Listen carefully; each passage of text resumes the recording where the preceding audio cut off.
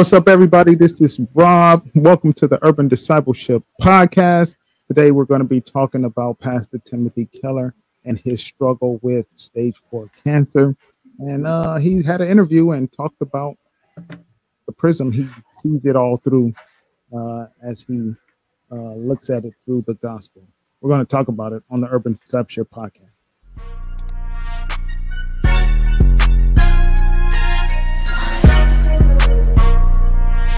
Urban Discipleship Podcast.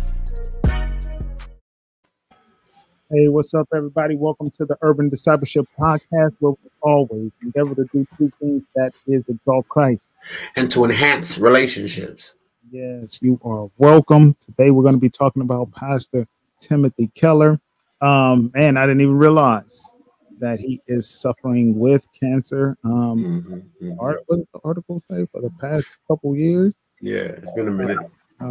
It says 2 years ago. 2 years ago, stage 4 pancreatic cancer.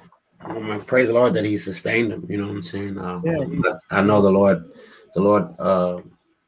Lord reigns as it regards the situation, and He knows that there's still His voice is still needed in Well, the Christian context. We have to double on that. Yes, shout out to Pastor Keller. Shout out to God.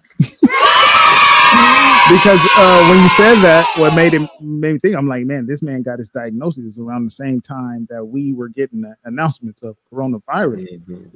If anybody is high risk, man, it's somebody going through cancer. So yes, I'm sure he's taking all his precautions, but man, we know that taking precautions don't always. No, it won't keep you from contraction. But I just think and the Lord has never left His people without pastors and thinkers to kind of help guide the larger church, right? And giving us each individual pastors who are to be there for the shaping and molding of our souls, but He's also giving us these people that help that can think clearly and to speak in a way that kind of galvanizes and edifies the larger Christian church. And so when it comes to conservative evangelicalism, like Tim has been a blessing to help us to think nuanced and to engage culture in a helpful way. And so I just praise the Lord for His ministry. And I kind of got sad reading the article because I know that it's, unless the Lord intervenes, it's just a matter of time before the Lord takes him home. And so it makes me sad, man. I cried when Sproul died, and man, and so it's just like these dudes have been such a part of my life. I never met none of them, but I feel like you know them because you read so many of their words. And so, and Rob, it's like there's some people that I know that I may not even. I may not cry when they die, man. I was in there, Sproul died. I was in there bawling, like, what am I doing, man? But like these dudes, the Lord has raised up to just make the Bible clear, and I am the biblical student that I am because of so many people, and he's one of them. So to see him in such a fragile state, it affects you. Let's bring them up, and God knows, because they're going through this whole transition period of turning over the ministry, and like I think I said last time, instead of doing one big church, they're breaking off into 3 ministries. So I can only imagine the toll that's taking as well. But here he is; he's here to guide them all through that. Right. And I'm glad that we're able to kind of help them transition. And the hardest part of following somebody that is so beloved and liked is is like trying to imitate them or just trying to take the people in a completely different direction because this is your ministry. Like, nah, man, just be faithful. And the church needs to be kind. The church needs to be kind. The person that begins to speak to them more regularly I think they've already kind of made a lot of the transitions, but he's not going to be. They're not going to be Tim. Yes, but they're going to be Jesus lovers and good preachers, right? They're going to be Jesus lovers. And so you can just hear somebody saying, "That's not what Pastor Tim would have done." Or just like I remember when my dad died, like it was different. It was different for the church to hear a different preacher with different emphasis and different style, but preaching the self-same gospel. So just my church was kind to me. I was a young man, needing to polish my ability to speak, and they were kind. And I hope that Redeemer, which I know they will be, are kind to whoever comes next. Okay, so we're going to go through his article here. I want you to kind of point out some parts that stood out to you. I'll do the same. This is by Trish Warren. Shout out to her.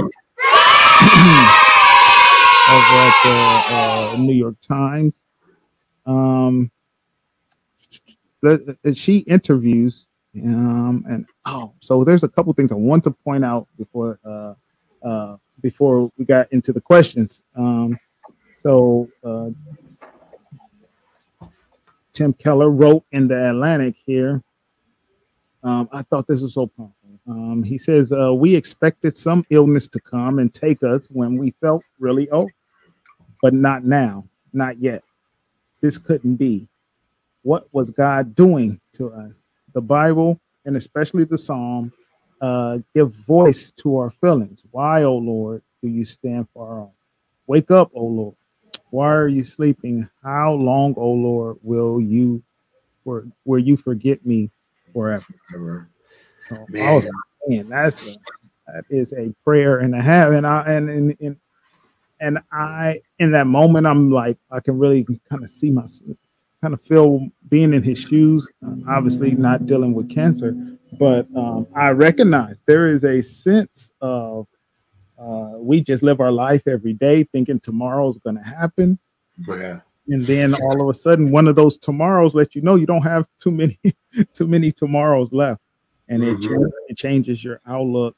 And man, can you cry out for God just like David did here, and as Tim is doing as well.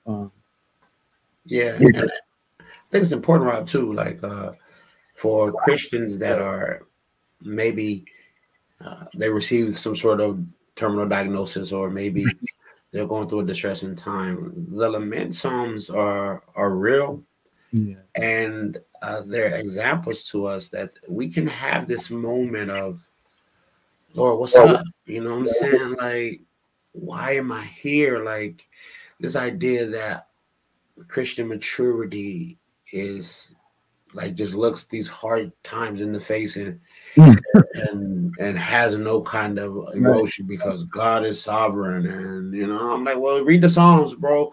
Like, they knew God was sovereign, they knew that the Lord reigned over everything, but they were like, why, like, what is going? And so this is the true Christian experience. Like, I'm sure with him and Kathy, that just hit me when they said they spent much time in tears. I'm an emotional person, and I'm sure people know that know me, and I had to fight tears because, like, I can imagine like how that affected Kathy, how that affects himself, and then you like, Lord, like, what's up? Like, why? And then like Job, the Lord answers us by saying, like, I run this, I love you, and I run it, and I run it for my glory, and I use you to shine my glory to the world, and I may want to glorify myself at this moment through you having stage 4 pancreatic cancer. So, man, I was there. I was able to, in some way, get there with him emotionally. Yeah, that's the same thing I was thinking. Okay, I'm going to get into a couple. I'll point out a couple of points that stood out to me, and then you can point out what stood out to you. She asks, what are the things that you want to focus on? He says a few things. We'll link to the article down in the description, but what stood out to me, and I kind of identified with this, I probably will feel the same. He says, you immediately look around at your children, your grandchildren, and say, what are the things I want to say to them and do with them? I was like, man, that is so real, because we do so much, and honestly, what we're doing, we feel like it's important, but this sort of situation kind of put all that into context. And then all of a sudden, now you he's like, I want to say what I have to say to my family and do the things I want to do with them. And because of that, it can make us, without a terminal diagnosis, to reconsider what we're doing. If you would do it, if you didn't have any time left, why not take the time you have to do it now?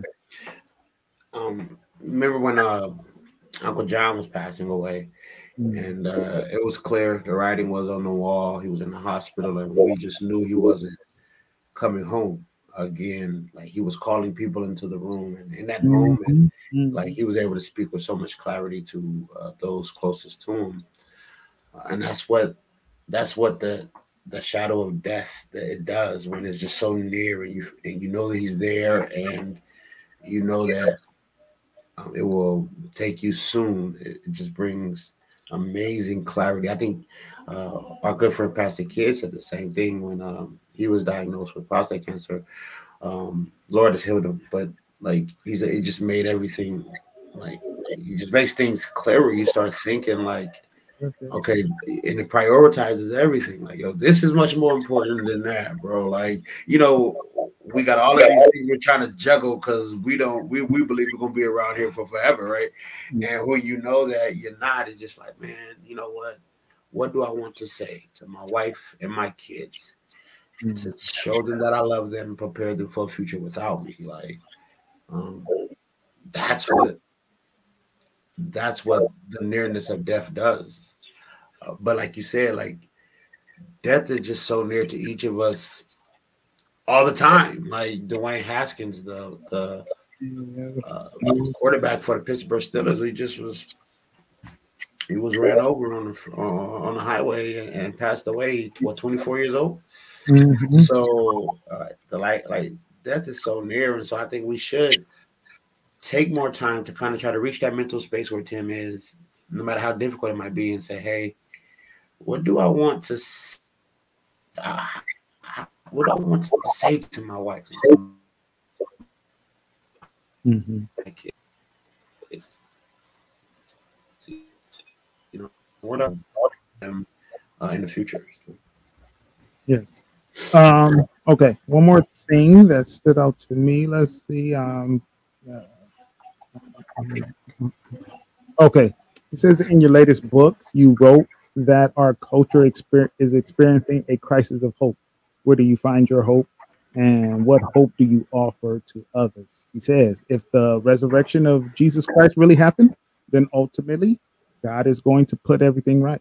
Suffering is going to go away. Evil is going to go away. Death is going to go away. Aging is going to go away. Pancreatic cancer is going to go away. Now, if the resurrection of Jesus Christ did not happen, then I guess all bets are off. But if it actually happened, then there's all the hope in the world. So, I mean, that goes great with the Easter time, the resurrection time of celebration we're having. But that is the crux of what we're going through here. It is not only pancreatic cancer, you know, but just living every day. Every day we get closer to that day we will not be here. And guarantee, I said this in one of the sermons, like every day you don't have a problem is a day closer to another problem. Yeah. Is a day closer to suffering. It's a day closer to your own passing. And so what gives us hope? That if we think about it like that, it can be distressing. Many people who have considered life in that light have taken their own life. If you look at some of the philosophers of the past, they come to the conclusion that life is meaningless. However, what gives it meaning? What gives it hope? It gives it gives us a sense of looking to the future despite the struggles we're going through now. despite the fact that we're passing away every day, is the resurrection. Because Christ has been raised, we will be raised also to a new reality, this ultimate reality that we will take part in and be in his presence. That is something to keep living for. Right. Yeah, no, man, I agree. And I was looking at the post. I'm preaching on Mary Magdalene tomorrow. And I'm looking at the post-resurrection appearances of Jesus. And I think in John's larger argument, they're proof of the truthfulness and veracity of the resurrection. Like, so he appears to Mary, he appears to the I think it's 10 there because Thomas isn't there. He appears to them in the evening of on Resurrection Sunday. Then he appears 8 days later to Thomas, and then he appears sometime later to them on the road. And Paul, when he's talking about in 1 Corinthians 15, he uses it like, yo, we can know that Christ rose from the dead because he appeared to Peter, myself, and 500. And so they're operating as proofs that Christ actually did resurrect. But then just notice individually, like when you notice each of these counts individually, they're meant to strengthen the faith of those. They're like Jesus in that moment is strengthening the faith of those that he comes in contact with, right? Like Mary is grieving, and something the resurrection is amazing in that it helps her to see her situation differently. It helps her to understand her plight differently. The same thing with those who are fearful when in the second resurrection account, when the disciples are locked behind the wall, like, and what I'm meaning to say is, like, when we come to understand that Christ has indeed resurrected, it works on our faith in a crazy way, and we understand that this world isn't it. Like, this isn't, and so Tim saying, like, yo, like, we have a real sincere idea of hope. Like, this world is not it. And so I can go through stage 4 pancreatic cancer. I can go through getting old. I can go through being rejected by culture. I can go through all of these things because this is not it. Christ has resurrected and has prepared a reality for me that is amazing and that is beyond this world. Like, and we know that's true because of Christ's resurrection. Like we're not just to read these accounts and just say, okay, it proves Christ resurrected. Oh, it does that, but it's for us as believers as well to say, you know what? I can make it in this world, and I can live holy, and I can suffer. I can go through difficulty because Christ is resurrected, and there's a reality that is waiting for me that is beyond this time and space, right? And so I think he lays that out perfectly, like in real concise statements that I think have come because of what he's been forced to deal with. He's been able to talk so succinctly about the resurrection because he's looking through that prism now because of his situation. You know what I'm saying? Yes. Okay. What stood out? I hope that made any sense. I like the end of it where he says, where she asks him the question, today most Christians are entering Holy Week. When we walk through the last week of Jesus' earthly ministry, his crucifixion and death, and then next Sunday we celebrate Easter. Can you reflect, she says, on how your suffering has changed how you think about the suffering of Jesus and also Easter? And then he says, I do think that the great thing about cancer is that Easter does mean a whole lot more because I look at Easter and say, because of this, I can face anything. In the past, I thought of Easter as a kind of upbeat, optimistic way of thinking about life. Thinking about life. And now I see Easter is a universal solvent. It can eat through any fear, any anger, and despair. I see it as more powerful than ever before. And I'm like, I got excited because I'm like, yo, that's where my mind has been. Like when I was studying this week, I'm like, oh, he's getting quoted, bro. You're getting quoted tomorrow Keller for sure, bro. Like, because it's just like, yes, bro. It's just not like something for us to get excited about. It affects our present reality. Like, yo, nothing can beat me because death didn't beat my Lord. You know what I'm saying? Yeah. So I'm gonna say some of it, bro. I'm gonna say some of it, bro. I'm winning either way. Either way, and I'm like, man, Lord, you're so good. Thank you so much for resurrecting from the grave. Thank you so much for redeeming us with your sacrifice, and the Father confirming that sacrifice by your resurrection. And now it's power for us. It's power for now, and it's hope for the future, man. I'm getting excited. I gotta save it though, Rob. I gotta save it. So we look forward to tomorrow. Shout out But it won't be tomorrow when this comes out. It'll be like, well, tomorrow for us. We look forward to Resurrection Sunday. We hope you had a good Resurrection Sunday by the time you view this. But man, yeah, I'm excited. I'm ready. I really, it's really hard, and it's hard being in the pastoral role with all the stuff you got to handle, and then trying to slow down and be like, okay, this is resurrection. Right. I think, man, we did a good job. Shout out to AG and sharing the devotional and all the comments in the chat, man. I hope that helped people to slow down, take a moment, slow down, think about this time, and that is really what Tim Keller is talking about, right? Like we often think very upbeat about it, like, but having stage 4 cancer and thinking about it in another, I heard somebody call these prisms of the cross. This is another way. It's also a solemn thing to think about, man. There's the suffering that goes with it. But by the time we get to Resurrection Sunday, I understand why it makes for a more upbeat service and atmosphere. But well, because Good Friday we deal with the solemnity of the death of Christ, like, and I think that's purposeful. Like we went and shared our time together with Pastor Dr. Felix and his church, and we took communion, and it was a time of reflection and contemplation on the sacrifice of Christ.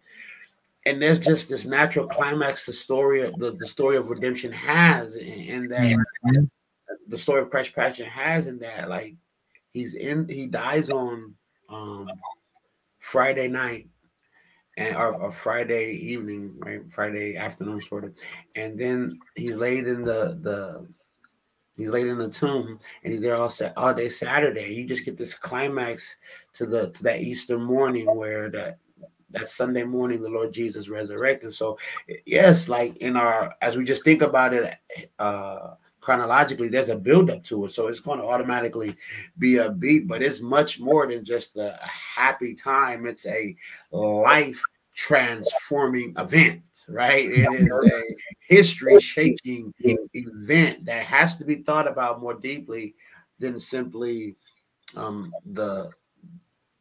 the superficial optimism that we have on Easter Sunday. All right. Well, shout out to Tim Keller again.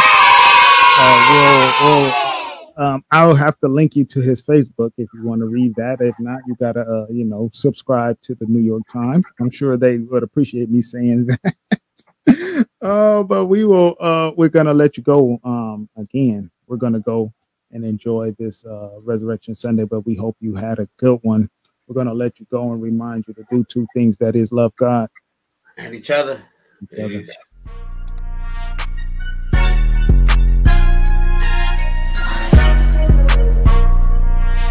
Urban Discipleship Podcast.